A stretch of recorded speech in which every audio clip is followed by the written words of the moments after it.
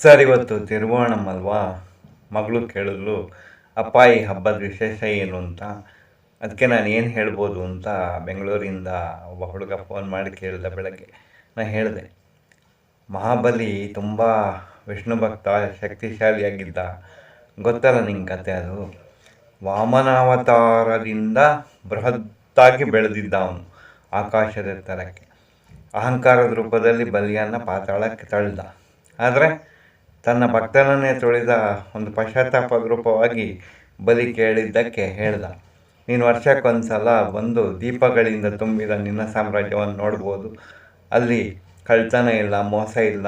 ನೀನು ನೋಡಿ ಸಂತೋಷಪಟ್ಟು ವಾಪಸ್ ಹೋಗ್ಬೋದು ಅಂತ ವರ ಕೊಟ್ಟ. ಹೌದಾ? ಇದಲ್ವಾ ಕತೆ? ಒಪ್ಕೊಂಡ, ಹೌದು ಸರ್ ಅಂತ. ಇದನ್ನು ಮಕ್ಕಳಿಗೆ ಹೇಳು. ಮನುಷ್ಯನಿಗೆ ಅಹಂಕಾರ ತಲೆಗೆ ಏರಿದಾಗ ವಾಮನಾವತಾರದಲ್ಲಿ ನಮ್ರವಾಗಿದ್ದ ಮನುಷ್ಯ ಅಹಂಕಾರದ ತುದಿಗೇರಿ ತ್ರಿವಿಕ್ರಮ ಆಗಿಬಿಡ್ತಾನೆ. ಆವಾಗ ಅವನ ನಾಶ ಆಗುತ್ತೆ ಅನ್ನೋದು ಈ ವಿಷ್ಣು ರೂಪದ ಸಾರ್ಥಕತೆ ಅಂತ ಹೇಳು. ಯಾಕೆ ಅಂತ ಕೇಳಿದ್ರೆ ಹೇಳು, ಇವತ್ತು ಮನುಷ್ಯ ಸ್ವಾರ್ಥದಿಂದ ಕೂಡಿ ತ್ರಿವಿಕ್ರಮ ರೂಪದಲ್ಲಿ ಸ್ವಾರ್ಥಿಯಾಗಿ ಭ್ರಷ್ಟಾಚಾರ ಕುಪ್ಪದಲ್ಲಿ ಮುಳುಗ್ಬಿಟ್ಟಿಯಾನೆ.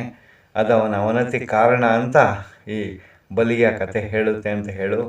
ಒಳ್ಳೆಯದಾಗಿರೋದಕ್ಕೆ ಸಾಧ್ಯವಾದಷ್ಟು ಪ್ರಯತ್ನ ಪಡು ಎಲ್ಲರ ಜೊತೆ ಅಂತ ಮಗಳಿಗೆ ಹೇಳು ಅಂತ ಹೇಳೋಕ್ಕೆ. ತುಂಬ ಥ್ಯಾಂಕ್ಸ್ ಸರ್ ಅಂತ ಫೋನ್ ಇಟ್ಟ. ನಿಮಗೇನು ಅನ್ನಿಸ್ತು? ಮನೆಯಲ್ಲಿ ನಿಮ್ಮ ಮಕ್ಕಳು ಕೇಳಿದ್ರೆ ಆ ಬಲಿಯ ಕಥೆಯೊಂದಿಗೆ ಇದನ್ನು ಸೇರಿಸಿ ಹೇಳಿ. ಎಲ್ಲರಿಗೂ ಓಣಂ ಹಬ್ಬದ ಶುಭಾಶಯಗಳು. ನಮಸ್ತೆ.